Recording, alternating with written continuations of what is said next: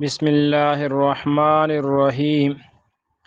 حضرت انس رضی اللہ تعالی عنہا، جو حضرت انس رضی اللہ عنہ کی والدہ محترمہ ہیں، وہ روایت فرماتی ہیں کہ میں نے رسول اللہ صلی اللہ علیہ وسلم سے عرض کیا، یا رسول اللہ مجھے وصیت فرما دیجئے۔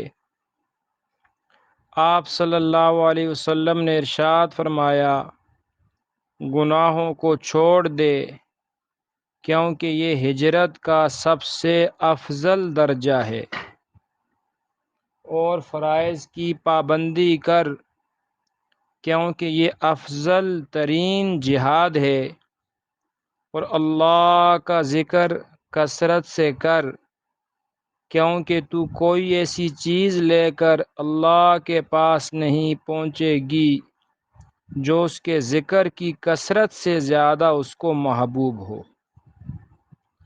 اس حدیث مبارکہ میں بھی نبی کریم صلی اللہ علیہ وسلم نے چند اہم نصیحتیں ارشاد فرمایا کہ گناہوں کو چھوڑ دے، کیونکہ یہ ہجرت کا سب سے افضل درجہ ہے۔ اس سے معلوم ہوا کہ صرف ملک اور وطن کا چھوڑ دینا ہجرت نہیں، بلکہ اصل ہجرت یہ ہے کہ اللہ نے جن چیزوں سے روکا ان سے بندہ رک جائے۔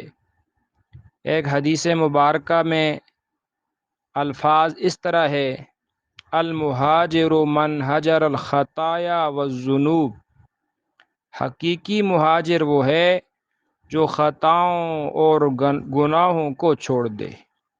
اسی طرح ایک جہاد تو یہ ہے کہ دشمنان اسلام سے جنگ کرے، مگر اس سے بھی افضل جہاد یہ فرمایا کہ ہر وقت اللہ کے فرضوں کا پابند رہے، اور نفس کی ناگواری کے باوجود اللہ کے حکم پر عمل کرتا رہے، اور جب تک زندگی ہو اس سلسلے میں نفس سے جنگ اور جہاد کرتا رہے۔